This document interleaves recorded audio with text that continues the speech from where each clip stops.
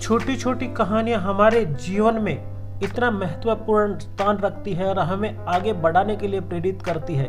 तो हमें इन कहानियों से कुछ सीखना चाहिए जो हमारे जीवन में आगे बढ़ने के लिए, हमारे लक्ष्य को आगे बढ़ाने के लिए हमें हमेशा जागरूक करता रहे। जी हाँ दोस्तों, कहानी है एक गांव के अंदर एक लड़का रहता। वह लड़का बिल्कुल भोला भाला था, कुछ भी काम नहीं करता, दिन भर बस घर पे रहता। उसके घर वाले भी काफ़ी परेशान थे। घर वालों ने सोचा कि ज़िंदगी में आगे कैसे अपनी मंजिल को पाएगा, क्या करेगा, कुछ समझ में नहीं आ रहा था। तब लड़के को लेके एक ऋषि के आश्रम में पहुँचे और आश्रम में जाके ऋषि से सारी बातें उस लड़के के बारे में बताई। लड़का वास्तव में ही आलसी था। ऋषि ने उसका रिसर्च किया, देखा, उसको अच्छी तरह उससे बात की, मगर बातों से यही अनुमान लगाया कि इसमें मंद बुद्धि है, कुछ नहीं कर सकता। तब ऋषि ने बोला कि बेटा एक काम कर सकता है। तो उससे पूछा कि एक काम कर, तू डेली इस मंदिर में आके भगवान के दर्शन किया कर और हाथ जोड़ के जाया कर। तब वो लड़का बोला गुरुजी को कि महाराज ये मेरे घर से काफ़ी दूर है, मैं इतनी दूर नहीं आ सकता।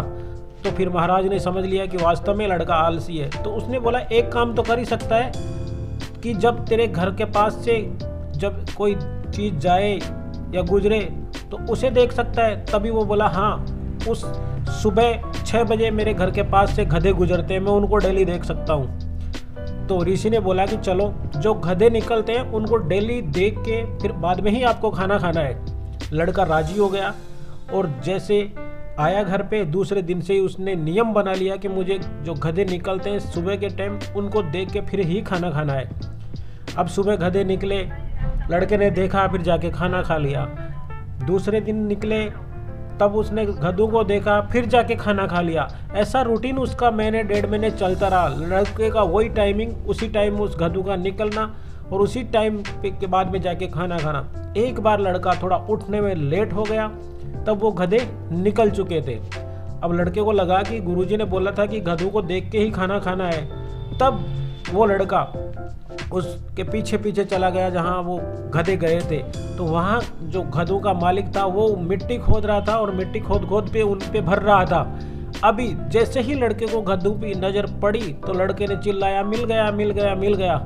उसी वक्त उसके मालिक को, गधों के मालिक को, जैसे ही मिट्टी खोद रहा था उसके अंदर कोई सोने की कुछ ऐसी चीज़ें मिल गई, जिसके कारण से उसके मालिक ने सोचा कि लड़के ने देख लिया। तो उस लड़के को बोला कि चिल्ला मत, मैं तुझे आधा दे दूंगा।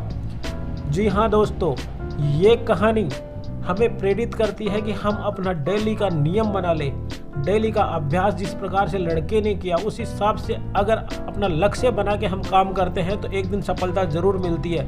जिस प्रकार से उस लड़के ने केवल एक ही रूटीन बनाया था, केवल गधों को देखने का।